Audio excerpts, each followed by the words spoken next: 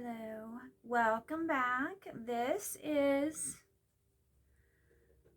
Akashic Academy. I'm Carla, and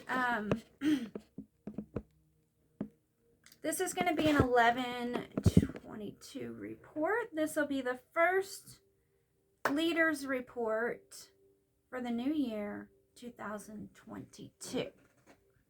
So I was feeding some geese and checking out the weather, and it's just pretty much cold and snowy and beautiful at the same time. Of course, it's beautiful. And I was greeted this morning again, and I've been being greeted for about a week or so. Actually, since Christmas. So yeah, over a week now.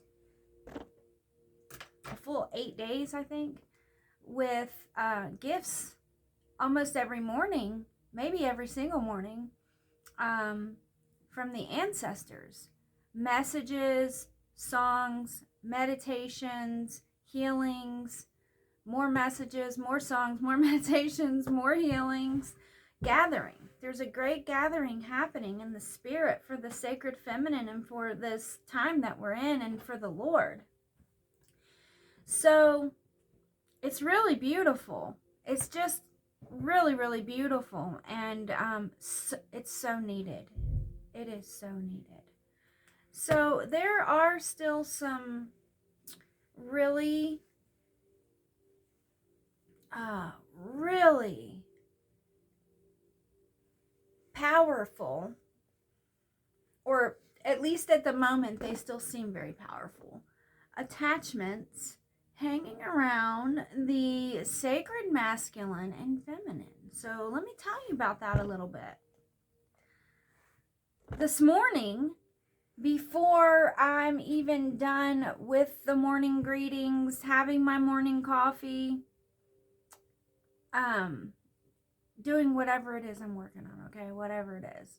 Sometimes it's, when I'm into what I'm doing, I'm like into what I'm doing. And right now what I'm doing is I am working on my Akashika. I'm working my Akash.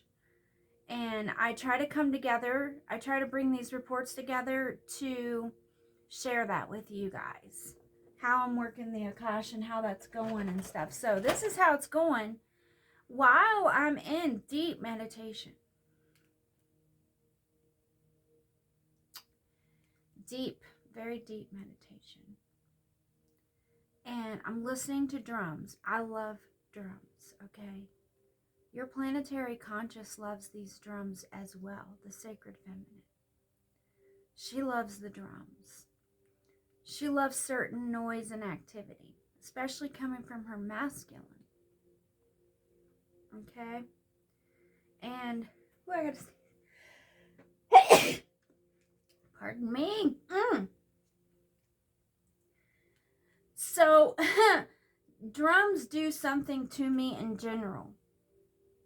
Native American drums specifically, but also any other kinds of drums. So, I do have some interesting ancestry, and so does the masculine.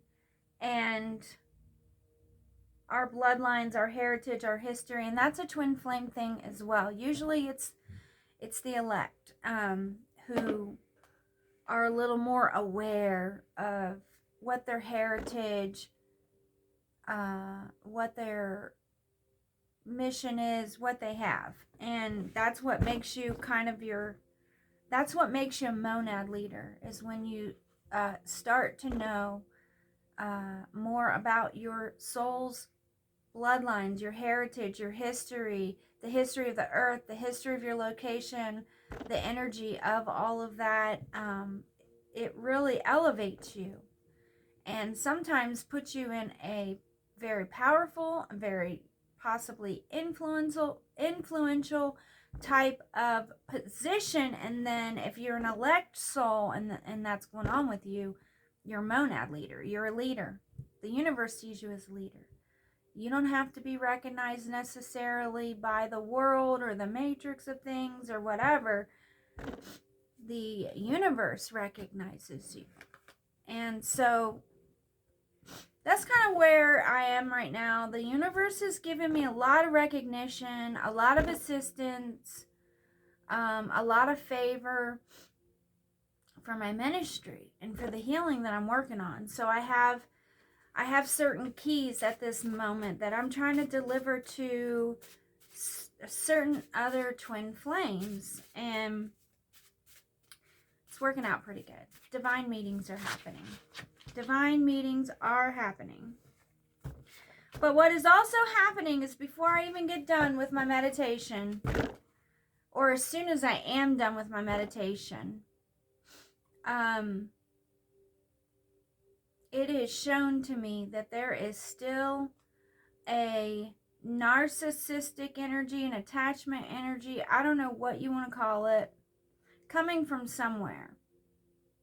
Now, this could be coming from the mother's side for the sacred feminine. And then the masculine also having some stuff coming from the mother's side. Doesn't necessarily mean it's your mother, but it comes from the mother's side. If your mom had a lot of attachments, or your grandparents, or whatever, the females in your family, whether you're male or female, you may meet those attachments. You may even deal with the shadow aspects of those dark attachments. Those dark attachments are usually in the spiritual realm, whether you're actually recognizing them or knowing them in the physical realm, they're there. So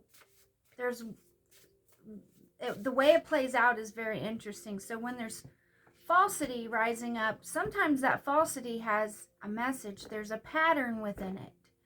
So for me, I'm doing ministry work, so it's showing up for me in an interesting way. Lord is trying to give me direction on this. This attachment has something to do with anxiety, tension, a tense yoke. So there was a lot of tension between my mom and her mom, and the females in general on my mom's side. A lot more tension on that side between the females than on my dad's side. So that was sort of being highlighted to me. And my grandma, she had an idea. She's Native. She's not in touch with any other heritage besides Native American either. She has her idea, and this is how a lot of the women were. This is how my great-grandmother sort of was too. She has her own idea based on whatever upbringing or whatever belief systems, whatever she was carrying on what the men should be and what the men in the lives of her female, us grandchildren and us females, her daughter, us granddaughters, whatever, what we should be, who we should be with. And there was some wisdom to it, but there was also a lot of anger, anxiety, fear, and control in the family, so it was hard to hear that wisdom. The wisdom was just sort of drowned out by all this density and this negativity and stuff that existed. A lot of this negativity existed because of me, which drove me away. And it was because of me in the sense that it was my birth and my existence in the family that seemed to always be everybody's focus. And then this was going on both sides of the family. Anytime there was a gathering, a family gathering, or conversations or anything, and it just drove me away, and I distanced myself and decided to love my family, sincerely love them, to pour myself into my faith, to go to God, to go to church, and to just do the best I could, and to try to love them and pray for them, and that there would be healing over all these things. So that was over a decade ago. Wow, oh wow. But it's so interesting because the way this is showing up for me now is the presence of other false enlighteners. other false leaders, enlighteners, light workers, whatever. They're false. Like, I don't know how they're false sometimes. And maybe they're just false to me, but they're just false. But like, in my meditation, I have a memory or a vision or a thought. And this person shows up with a video describing and discussing sort of covertly with their audience, trying to touch base with me and the audience and talking about everything that I just dreamt about that was personal. It wasn't a random vision. I didn't get that from the ethers. That came from in here. That was mine. And they're like, ha ha ha, ha ha ha, like energetically. They're puffed up my way, you know?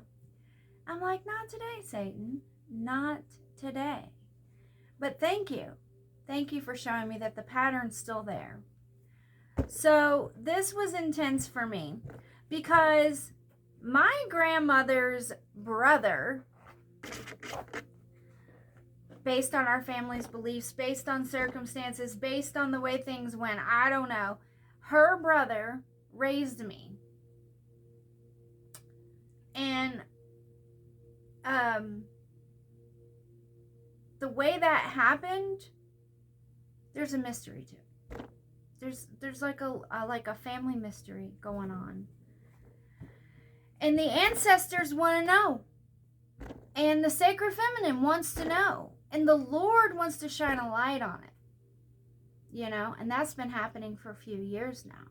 So we finally got to the root of things. Big time.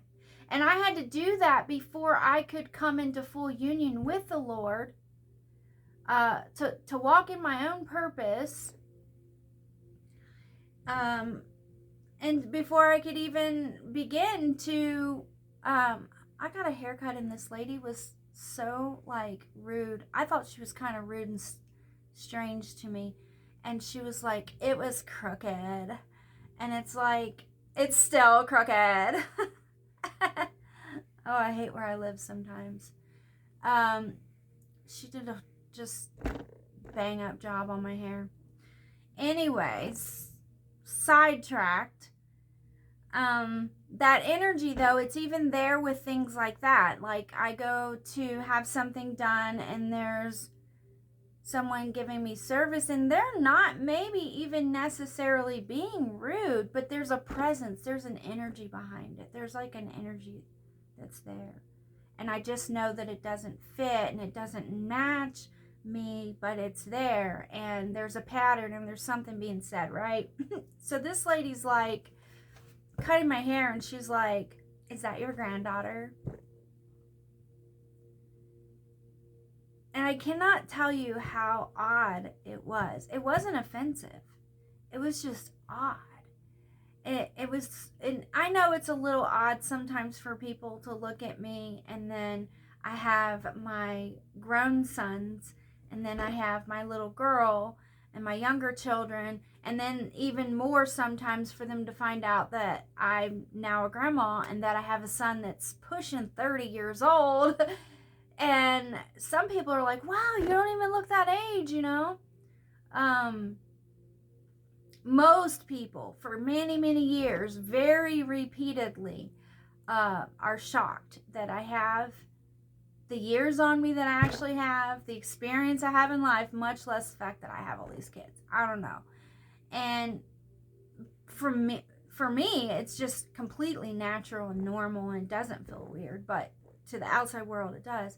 And it's very rare, even on my worst days and even as I am getting a little older and my age is starting to show and stuff like that, it's still very odd that somebody would, in the manner that she said it, speak to me about being a grandma. So I was like, let me not be offended. Let me take these messages without my ego and like put this pattern together and like see if I can just like add it up. So this is what it's added up to. It's coming from my mom's side. There's something with my grandma. There's something with that. The memory that this false one was peering into. Now, this could be somebody, they have to be using some sort of what I call demonic intelligence, which is what a lot of false psychics and New Agers and the people were warned about in the Bible when it talks about the occult use, that the Lord doesn't want us to go to. Doesn't mean they're all evil or bad, or that everything they do is evil, bad, and demonic. No. But if you're a disciple of the Lord and you've decided to follow the Lord, you will not do very well if you go to people who use certain tools or methods. If they're using tarot cards, they're letting the dark ones in. They're being used. I don't care what YouTube, I don't care how they react. It's just the way it is. They're opening themselves up and everyone around them very often. Very, very often. There's a very thin covering that you can have as a twin flame soul or a chosen or elect that allows you to have a period of learning and experience or what have you with certain tools or people or ways or belief systems, but it's considered like a training or a learning experience. And if you're a chosen